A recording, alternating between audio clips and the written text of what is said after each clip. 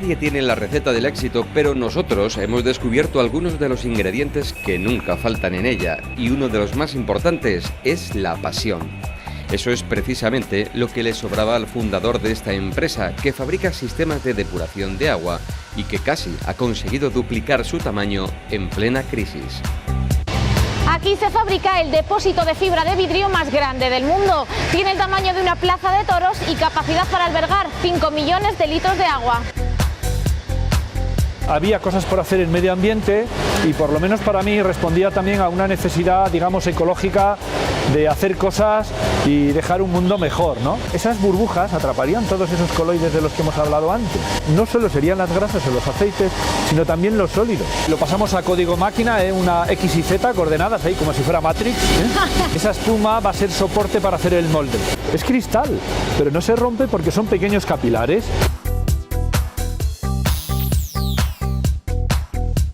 En la ribera del Duero soriana no solo se da buen vino, sino que el mismo clima extremo que favorece el cultivo de uva es bueno también para que crezcan las manzanas. Esta, entre otras razones, es la que ha empujado a una empresa catalana a crear la finca de producción de esta fruta más grande de Europa.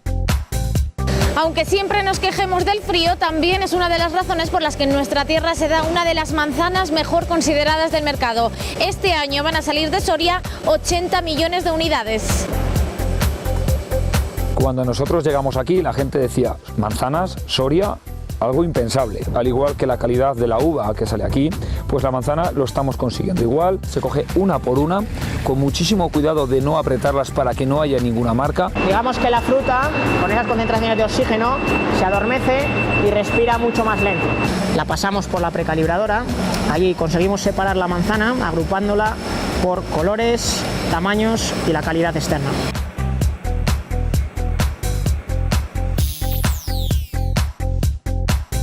Verde manzana, gris metal o el color que ustedes prefieran. Todos ellos se fabrican en esta planta de Miranda de Ebro, donde además se recubren estructuras metálicas para grandes obras de ingeniería. Los químicos además son de los productos cuyas exportaciones más han crecido en los últimos meses en la región. Resinas y pigmentos son las materias primas fundamentales con las que se fabrica la pintura. En estas instalaciones producen cerca de 90 tipos de recubrimientos diferentes y cerca de 600 toneladas al año de producto para instalaciones industriales que están por todo el mundo. Precisamente fueron unos años muy importantes porque la década esa fue cuando empezó a crecer este país y cuando se demandaba de todo. Esto es una pasta de aluminio, polvo de zinc, este azul y en amarillo salen los verdes y eso automáticamente pasa a los molinos a desarrollar el pigmento, que son molinos de perlas.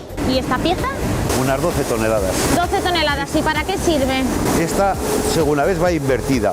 Es una grúa, por decirlo de alguna forma genérica, que es para sacar los barcos del mar al varadero. Comienza Hecho en Castilla y León. El agua es un bien escaso, lo que nos obliga primero a hacer un consumo responsable del mismo y segundo a tener que reutilizarlo constantemente. Para ello hay que depurarlo, regenerarlo y a esto se dedica precisamente esta empresa vallisoletana, cuyos equipos de tratamiento de aguas residuales industriales funcionan ya en 50 países del mundo. Hola Santiago, buenos días. Hombre, hola, ¿qué tal? Encantada de venir a conoceros. Bueno, encantado nosotros de recibiros. Aunque lleváis 25 años aquí en Valladolid y quizás por el tipo de producto que fabricáis y que diseñáis aquí, a lo mejor no os conoce mucho la gente, pero podemos decir que sois casi un referente mundial en vuestro sector. Bueno, pues sí, nuestra empresa está en muchísimos países y somos modelo para algunos de los desarrollos en tratamiento de aguas, de depuración de las aguas residuales de abastecimiento y de las aguas residuales industriales. Y es que prácticamente todas las industrias, se dediquen a lo que se dediquen, Santiago, necesitan depurar las aguas que consumen. Es que es muy rara aquella industria que no utiliza el agua para algo. O lo utilizas, por ejemplo, para generar vapor, para generar electricidad, que en cualquier industria de un poquito de tamaño, o lo metes en tu propio proceso. Cualquier cosa alimentaria hay que lavar, limpiar y esterilizar. Entonces usas agua. Si fabricas papel, usas agua. Casi todos los procesos usan agua.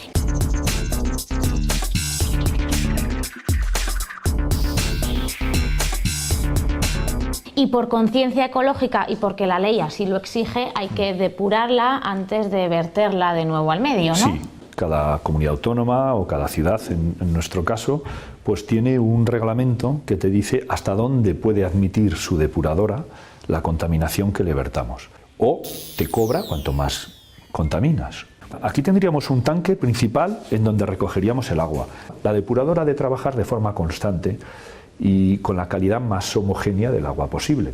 Se agita o se airea y luego de forma continua va a ir pasando por las máquinas que van a ir quitando la grasa, los sólidos. Esta máquina, así como una serpiente, ahí le vamos a inyectar un producto que, para que os hagáis una idea, sería como la clara del huevo, es así. Antiguamente en el vino, para clarificarlo y que fuera de buena calidad, se mezclaba el vino con clara de huevo, se agitaba. Fíjate. Y caía un velo hacia abajo que arrastraba todos los pozos finos. Pues ese mismo proceso es el que se hace aquí en la máquina con el agua residual. ¿Sabes, Santiago, que consigues que parezca apasionante un tema como es limpiar las aguas residuales, hombre, industriales? Es que no es que parece, es que lo es. O sea, nosotros hemos estudiado para esto. Y precisamente es en estos últimos años de plena crisis cuando más habéis crecido, sí, cuando más os habéis internacionalizado. Sí. ¿Y esto por qué? Vimos que el mejor material para trabajar con aguas residuales, con temperatura, con químicos, con mucha salinidad, era el plástico. Y por eso decidimos desarrollar o trabajar en un material como es el composite. Si nos fijamos en aquella máquina, es como un pequeño barquito. Los barcos se hacen en composite, en fibra de vidrio. Entonces lo que hicimos con la crisis fue volver al producto. Hay que hacerlo mejor, hay que hacerlo en menos tiempo, menos plazo de entrega y hay que hacerlo más barato. Y todo este crecimiento que habéis experimentado en los últimos años, pues os ha traído a estas nuevas instalaciones. Sí. Lleváis aquí muy poquito tiempo. Muy poquito tiempo. Llevamos 2 años y pico aquí. Vinimos a Villa Vaquerín y está previsto que vayamos trayendo las fábricas de los distintos productos a esta zona. Porque mantenéis otra en la Cistérniga. En la Cistérniga, en La Mora, tenemos nuestra fábrica, donde tenemos también las oficinas, digamos nuestro headquarter, el cuartel general. ¿Y en total cuánta gente trabaja con vosotros? 160, 165 personas. Enséñame la fábrica, Santiago. Encantado. Por favor, María.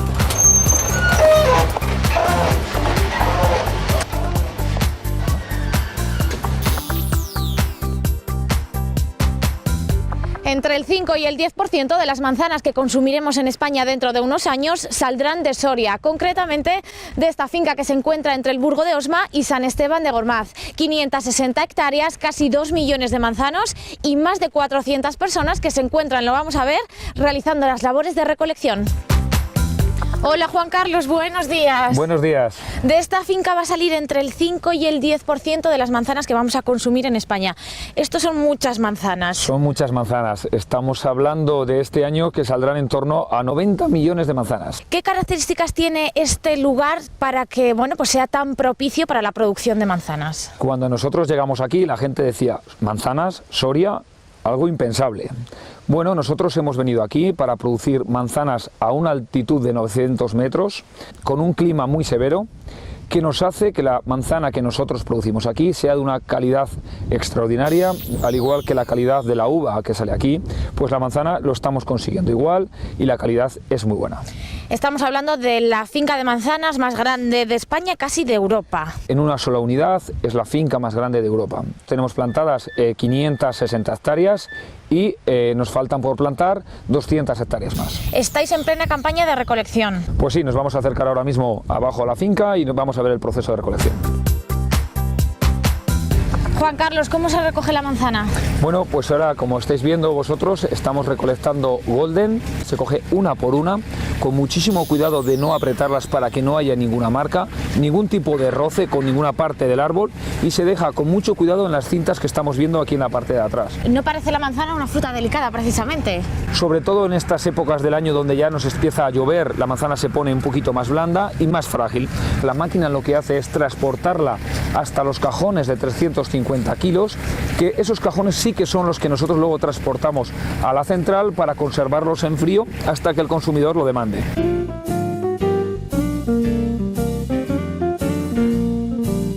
Toda la finca técnica se recoge con este mecanismo? Nosotros tenemos 45 máquinas recolectando con 6 personas cada una, y aparte de estos grupos de recolección mecánica, nosotros tenemos gente recolectando de forma manual con escaleras como se hacía antiguamente. Y aquí en este punto comienza ya el proceso de selección también. Correcto, aquí nosotros ya estamos haciendo nuestro primer destrío, es decir, la manzana que no cumple los parámetros que nosotros hemos marcado a los trabajadores, ellos mismos lo que hacen es colocarla en los cubos para mandarla directamente a la producción de zumos o concentrados. Bueno, pero yo me la comería, ¿eh? Son manzanas de mucha calidad, pero no reúnen nuestros parámetros de calidad. Que son básicamente estéticos. Carácter estético, nada más. Nosotros, por ejemplo, porque se ha podido desechar. O se ha caído antes del árbol, o se le ha caído al trabajador y ya no nos valdría, o porque la forma no es la adecuada. El tamaño, nos gustan grandes. A los españoles nos gusta la manzana gorda, es así, en la parte norte de Europa les gusta un calibre más pequeño.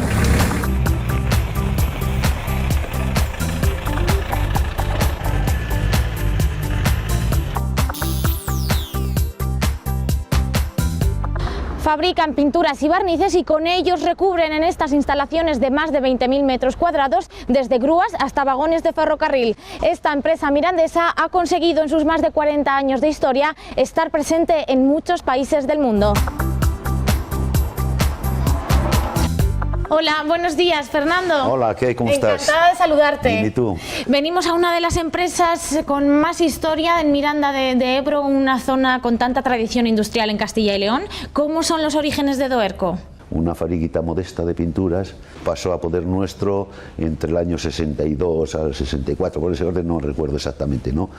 O sea que ya existía ya esa fábrica, sí, y tú la compraste muy jovencito, muy Fernando. Muy jovencito, con 20 y poco. ¿Por qué acabaste haciéndote con la fábrica? Bueno, porque los años te implican el que tienes que arriesgar, ¿no? Precisamente fueron unos años muy importantes porque la década esa fue cuando empezó a crecer este país y cuando se demandaba de todo. Claro, hacía falta fabricar casi cualquier cosa, de todo, ¿no? De todo que se fabricara. ¿Qué tipo de pinturas fabricaba aquella primera instalación? Bueno, entonces se dedicaban principalmente a hacer pintura para maquinaria agrícola, para los herreros, la carpintería metálica, los carreteros, zona, ¿no? Los carreteros, eso fue los orígenes, ¿eh? Y después fue más éxito el cambio a especializarte en la industria. Digo en la industria que en aquel momento nacía, como empezó la central nuclear de Santa María de Gargoña, nosotros también ya hacíamos bastante con las eléctricas, con Iberdrola, por la proximidad a las centrales de aquí, los mantenimientos de las líneas eléctricas. O sea que pasasteis de fabricar pintura para la industria agrícola fundamentalmente a fabricarla para otro tipo de industrias mucho más especializadas. Sin olvidarnos aquellos que nos dieron los primeros panes. Eso es importante, ¿verdad? También es importante, ¿no? Pues sí, así nacimos y de hecho, pues después de la mano de nuestras ingenierías, pues hemos seguido creciendo por el mundo. Ahora lo veremos también que no solo os quedasteis en la fabricación de las pinturas, pigmentos, esmaltes y demás productos que podrían necesitar estas industrias, sino que también pasasteis, bueno, pues a pintarles y a prepararles las piezas. Bueno, uno de los principales motivos es que ya autoconsumíamos parte de nuestro producto. En segundo lugar, que teníamos el mejor laboratorio de pruebas que podíamos tener, nuestra propia instalación.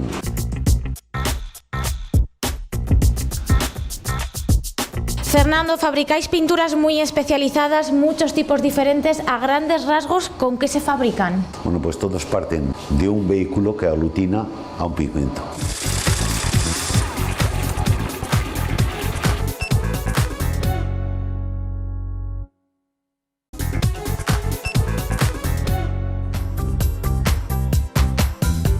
Bienvenida a nuestra fábrica.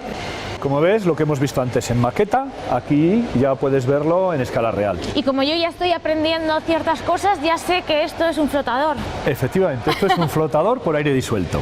Se mezcla la estructura metálica en inoxidable, el composite, es capaz de tratar de 60 a 100 metros cúbicos hora en este modelo. ¿Trabajáis en concreto para algún tipo de sector más que en otro? Por ejemplo, el sector alimentario, el sector químico, el sector papelero. Imagínate, ves las cápsulas de gelatina de las que se hacen los medicamentos.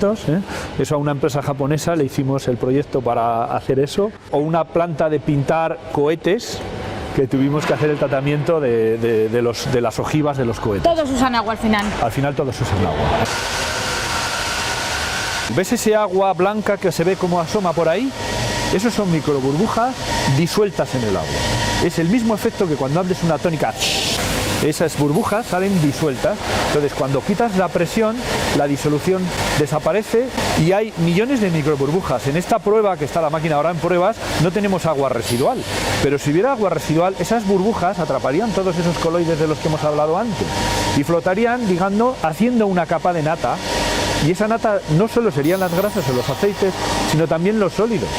La van sacando y la van a dejar sobre la tolva del fondo. Grasas, aceites son los residuos más habituales en la industria. Son las contaminaciones más habituales en la industria. Algunas cosas las tienes en disolución, es que no lo puedes separar del agua.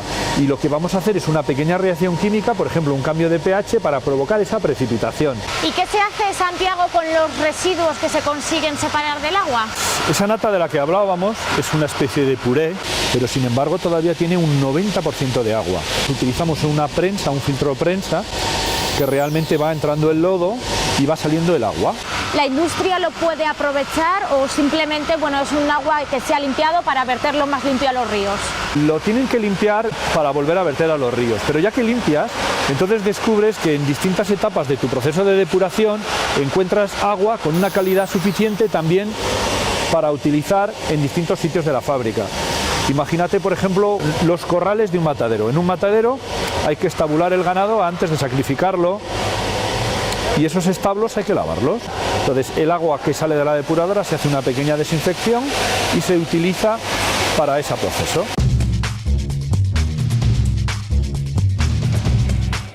¿Cómo es la historia de esta empresa, Santiago? Pues nosotros nos fundamos hace 25 años, junto con otra persona y acompañado con algunos compañeros míos de carrera. ¿Por qué este sector?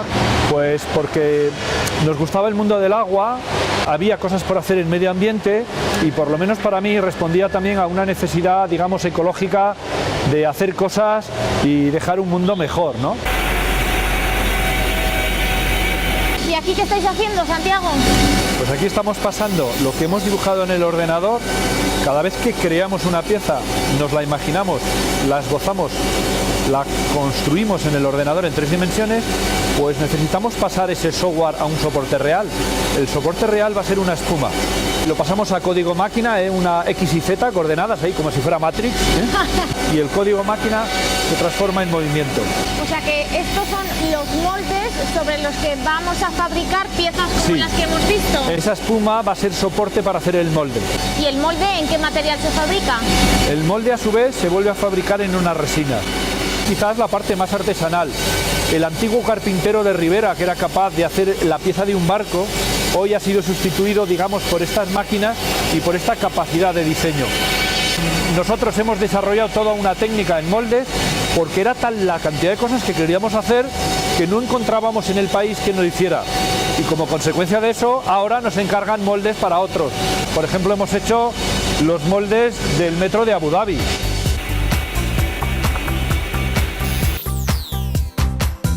Golden, y aquí tenemos otro tipo de variedad. Correcto, este tipo de variedad es una Red Delicious. Nosotros lo que hacemos para mejorar la polinización y que tengamos un mejor cuajado de la fruta, lo que hacemos es mezclar variedades como en este caso que tenemos Golden Delicious con Red Delicious. Trabajáis fundamentalmente 4 variedades, aunque me comentabas que, bueno, pues de forma experimental tenéis muchas más aquí, ¿no? Correcto, en producción tenemos Golden Delicious, tenemos Red Delicious, tenemos Royal Gala y tenemos Fuji. Aparte de eso, nosotros tenemos un campo de experimentación con 80 variedades de todo el mundo y lo que hacemos es sacar conclusiones para decidir qué plantar en los sucesivos años. Madre mía, 80 variedades, ¿seríamos capaces de distinguirlas, no sé, por el aspecto o por el sabor? Es complicado, pero nosotros lo que queremos es que el cliente cada vez esté más contento con su manzana. En España, ¿qué tipo de manzana consumimos más? Pues en España estamos consumiendo principalmente en la época de verano Royal Gala, Golden y Fuji.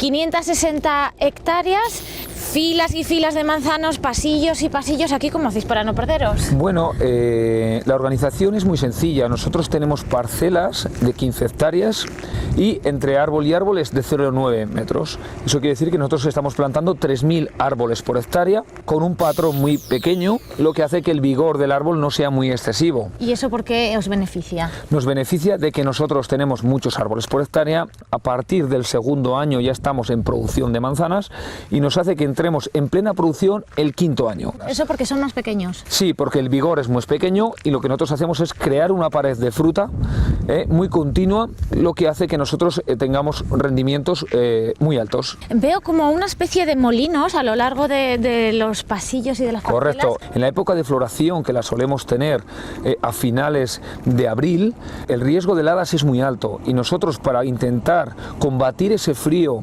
esas heladas primaverales que por otro lado tanto nos interesan para conseguir esa calidad, nosotros lo que utilizamos son los molinos antiheladas, que el funcionamiento que tienen es muy sencillo.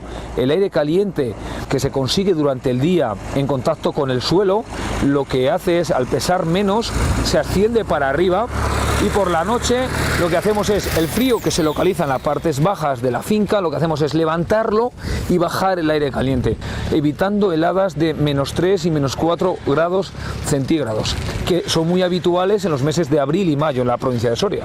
Me has comentado que actualmente están trabajando aquí unas 400 personas, y es que este proyecto de Nufri, una empresa catalana dedicada a la producción y comercialización de fruta por todo el mundo, realmente ha sido un revulsivo económico para esta zona. Nosotros, cuando vinimos aquí, fue en plena crisis, fuimos incorporando gente de la comarca, de los pueblos de alrededor, de San Esteban de Gormaz, del Burgo de Osma. Estamos contando con una plantilla eventual de 400 personas en recolección y una plantilla fija de 100 personas durante todo el año. Luego tenemos en los meses de julio y agosto, en la época de aclareo, que estamos con 300 personas haciendo aclareo. ¿Clareo en qué consiste? Quitar esa manzana que está mal colocada o el excesiva carga que tiene el árbol.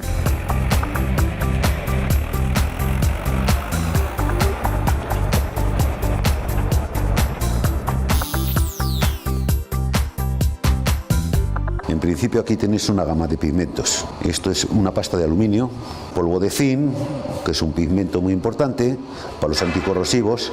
De este azul y en amarillo salen los verdes, a pesar de que hay verdes ya neutros. Todos estos colores son de una gran estabilidad a la luz. Claro, estamos hablando de nuevo de productos que tienen que soportar ciertas temperaturas, que tienen que estar a la intemperie, que tienen que mantener el color. Efectivamente, estos son todos resinas. El elemento aglutinante, ¿no? Añadido después con un montón de productos como son estabilizantes, antiespumantes. Hay una cantidad de productos que una formulación lleva 80 productos. ¿Ah, sí? Sí. ¿Qué es más difícil de conseguir, por ejemplo, Fernando, que una pintura resista a temperaturas muy bajas, o que, por ejemplo, no se calcine fácilmente? Bueno, todo se puede conseguir. Conseguisteis desarrollar una pintura que secaba a -50 grados bajo cero, sí, para Moscú. Efectivamente. O sea, se puede conseguir como máximo hasta 600 grados sobre cero. ¿Y para qué se puede requerir una pintura que soporte 600 grados? Para chimeneas, de una termoeléctrica, de una acería.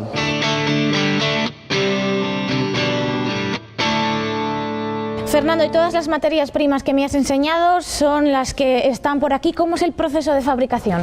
En cuanto a pigmentación, primero tienes que aglutinar esos pigmentos con esa resina y eso automáticamente pasa a los molinos a desarrollar el pigmento, que son molinos de perlas.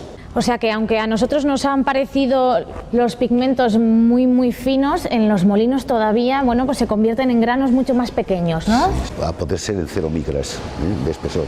Y a su vez, después de los molinos, vuelven a estas mezcladoras con estas calderas a completar. Con el resto de aditivos. Con el resto de aditivos. ¿De cuántos son las mezclas que hacemos? De unos 1000 litros. ¿Hay algún tipo de pintura, algún color en concreto que fabriquéis en mayor cantidad que el resto? En volumen de kilos hay uno que se fabrica más, pero no en volumen de facturación, que es uno que no nos interesa, la línea blanca, una pintura plástica. Claro, una pintura que nosotros podemos utilizar para pintar una pared en casa. Efectivamente. Que es mucho más barata que estas otras pinturas, sí, pues más especializadas, sí, de las que hablamos. Efectivamente.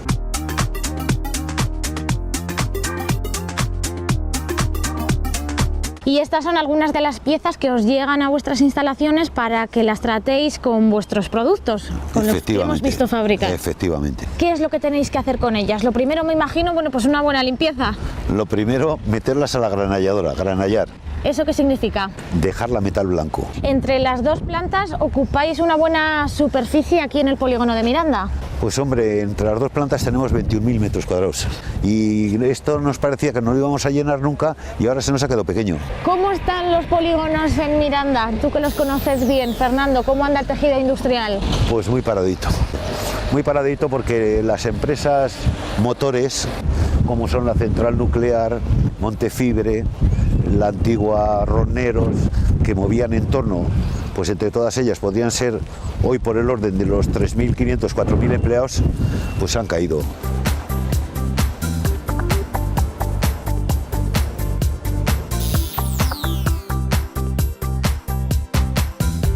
Y vamos a ver cómo se manipula y cómo se trabaja con la fibra de vidrio, que me comentabas que ha sido el material, bueno, pues que os ha abierto muchas puertas últimamente. Aquí veis que están vistiendo lo que llamamos vestir un molde. Con este molde vamos a hacer una placa que va a ser la parte de un depósito de agua, como si fueran fichas de dominó atornilladas. Y con esas placas creo que hacéis el depósito de agua el más W tank, grande, sí. Creo Hoy, que se fabrica hoy en día en el mundo. O sea, la pieza de plástico más grande que se hace en el mundo no es un barco o un avión, que son enormes, sino la pieza más grande que se fabrica en el mundo en composite es nuestro depósito. Una plaza de toros, para que la visualicemos, en composite. El vidrio está hecho de pequeños hilitos, es cristal, pero no se rompe porque son pequeños capilares. Cuando yo junto todos los pequeños capilares para formar un tejido, un cordón, entonces la resistencia a la tracción de esto es espectacular. Y además lo podemos hacer aquí bajo cubierta, ir al destino, ya sea a cualquier lado del mundo, y montarlo con muy poquito peso y de forma muy rápida.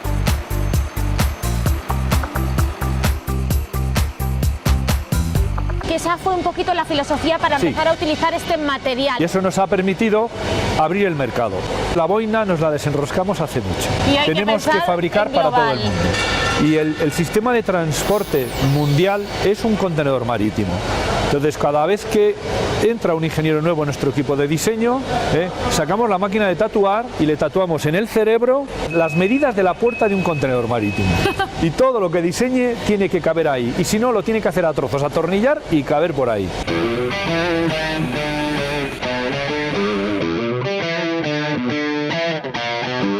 ¿Cómo se maneja la fibra de vidrio? El vidrio se fabrica primero en hilos y luego se teje en una tejedora. Entonces empezamos con la capa de gel coat, que va a ser lo primero que veamos de fuera. Aquí ya ha sido dada, luego pondrán encima un molde de silicona. ¿Esta es la silicona? ¿Esta Sí, parte esto azul? es la membrana de silicona, sí. Nosotros hacemos hoy la membrana de silicona más grande de Europa y la segunda más grande del mundo. Son nuestras membranas, porque Bueno, hasta esta ahora... es una empresa de récords, Santiago. Sí, esta empresa es de récord. Hasta ahora las piezas de silicona o el flex molding se aplicaba a piececitas así pequeñas, como por ejemplo para fabricar la ventanilla de un avión. ¿Cuál es la función de esta Pues silicona? bueno, para hacer este material tengo que llenar de resina todo el aire que queda ahí. Lo tapo con esta membrana y hacemos el vacío. Y a partir de ahí metemos resina. La resina, ya solo con el nombre todos sabemos que es viscosa. Claro. Entonces es una resina especial con un poco más de fluidez, pero va a costar mucho meterla. Entonces la metemos a presión a la vez que hacemos vacío. Y la resina es precisamente lo que nos convierte esa fibra flexible en algo sólido. La resina va a hacer lo mismo que a una varilla de hierro cuando la encofras en un armado de hormigón y haces un pilar como los de este edificio.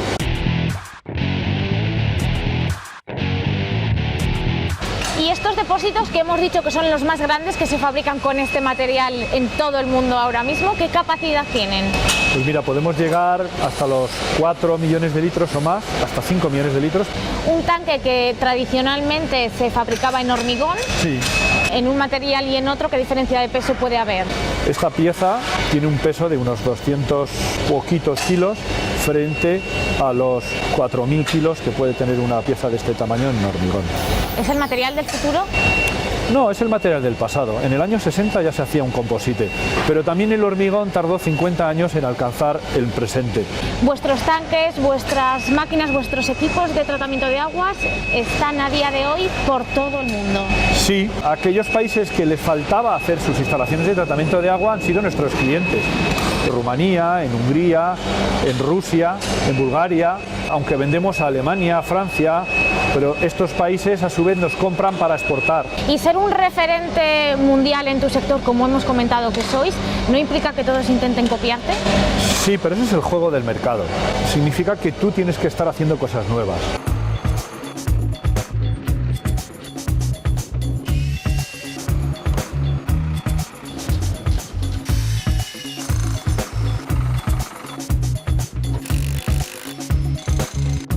No decimos por decir que sois un referente mundial en vuestro sector, y una prueba de ello, por ejemplo, es que habéis sido nominados con este producto, con el depósito de fibra de vidrio más grande del mundo, bueno, pues a un premio muy prestigioso a nivel internacional. Efectivamente, el año pasado en Orlando, en Florida, estuvimos junto con Boeing, junto con la NASA, en estos premios. Fuimos nominados, finalmente, bueno, pues nosotros no conseguimos el premio de la Asociación Americana de Fabricantes de Composites, pero fue todo un placer estar allí. Desde luego que si os lo quitó la NASA, por ejemplo, ya os podéis dar por triunfadores, ¿no? Bueno, yo creo que demostramos una vez más que es en las pequeñas y medianas empresas en donde se hace mayor efervescencia y desarrollo tecnológico y mayor inquietud hay.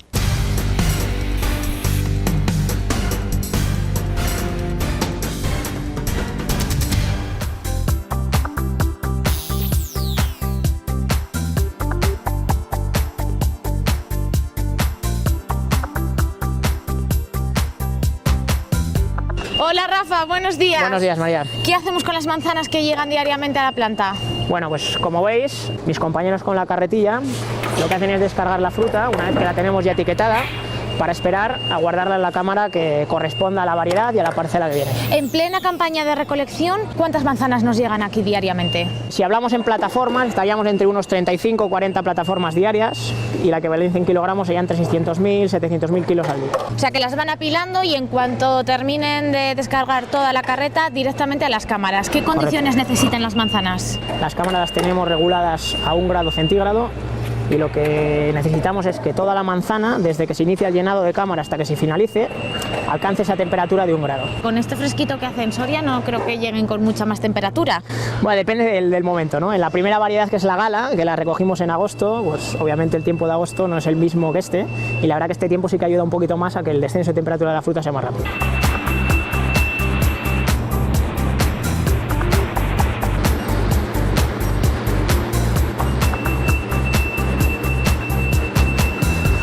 En estas cámaras, y cuando ya tienen esa temperatura que buscamos, ¿cómo se conservan? Lo que hacemos, por regla general, es controlar la atmósfera interior de la cámara. La fruta, una vez que se coge del árbol, sigue viva y sigue respirando. Lo que hacemos es controlar las concentraciones de oxígeno y de CO2 en el interior.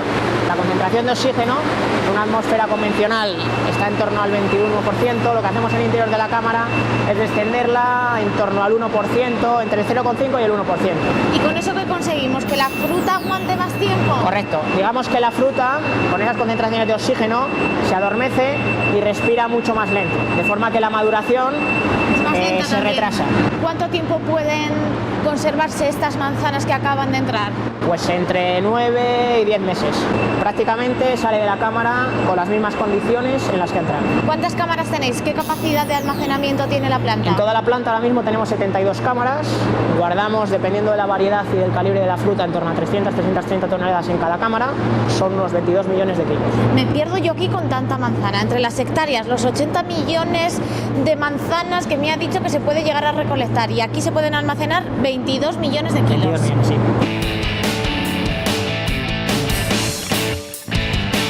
¿Qué ocurre en todas estas instalaciones una vez que las manzanas salen de las cámaras y hay que prepararlas para su llegada al mercado?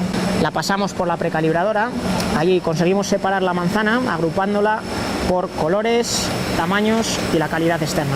¿Incluso dentro de la misma variedad diferenciamos diferentes colores? Correcto. Tenemos que separar en colores porque hay en determinados mercados que buscan una manzana más verde, por ejemplo, y en otros que le gusta más amarillo. También tamaños, ¿cuántos se distinguen? Digamos que normalmente nos movemos desde un 60 milímetros de diámetro hasta un 90. Entonces simplemente las chicas aquí cogen la manzana y la colocan en la caja correspondiente.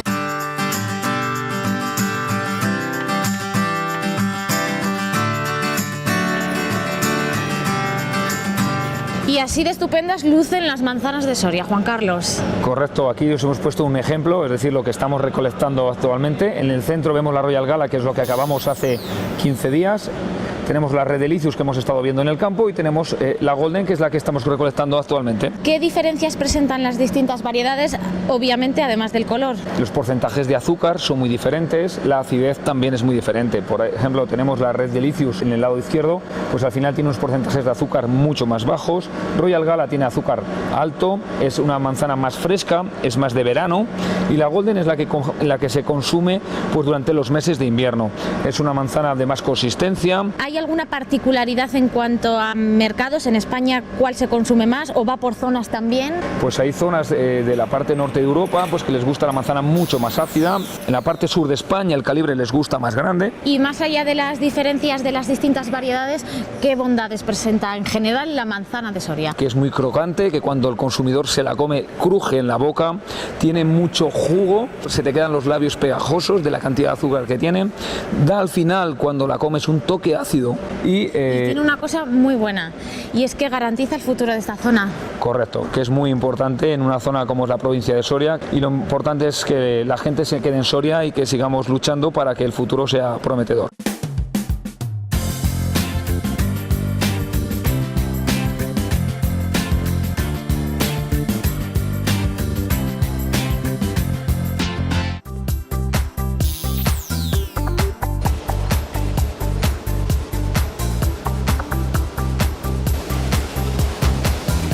Hemos visto cómo entran las piezas y así es como salen, con mucho mejor aspecto, Fernando. Metal blanco. ¿Qué sucede ahí dentro? Es donde la granalla ataca sobre el acero y la limpia. La calamina, el óxido o todas las impurezas que tenga. La granalla es este material que tenemos aquí. ¿Podemos coger un poquito? Sí, cómo no. Esa máquina tiene 12 turbinas y enfoca todos los costados. ¿Cuánto tiempo, por ejemplo, estas piezas pueden pasar dentro de la granalladora? Unos minutos. Este proceso es importante para que luego se adhiera a la pintura, ¿no? Correctamente. Es el esencial, porque si no debajo crea corrosión. ¿Qué tipo de piezas pasan por aquí, Fernando? De todo tipo. Grandes, en su mayoría, ¿no? Por lo que veo. Aquellos rollos que ves allí pesan 7,5 toneladas cada uno. ¿Y esta pieza? Unas 12 toneladas. 12 toneladas. ¿Y para qué sirve?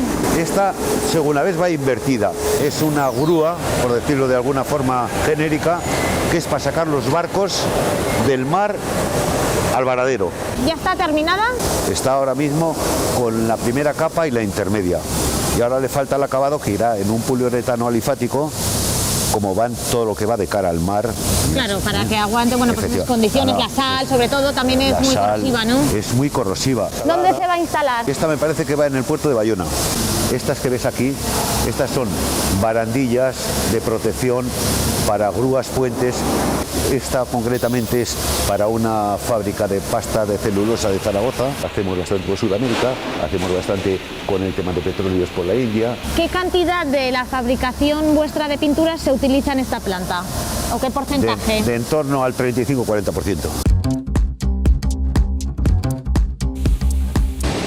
Fernando, me has comentado que todos los días entran y salen de aquí unos cuantos camiones. Unos 5 camiones diarios. 5 camiones diarios. Y que además de esta planta también tenéis otra fábrica en Bilbao. Todas aquellas que no se pueden mover por transporte, por incidencia de transporte, que es carísimo, aparte que son transportes especiales porque son piezas gigantescas, las hacemos allí.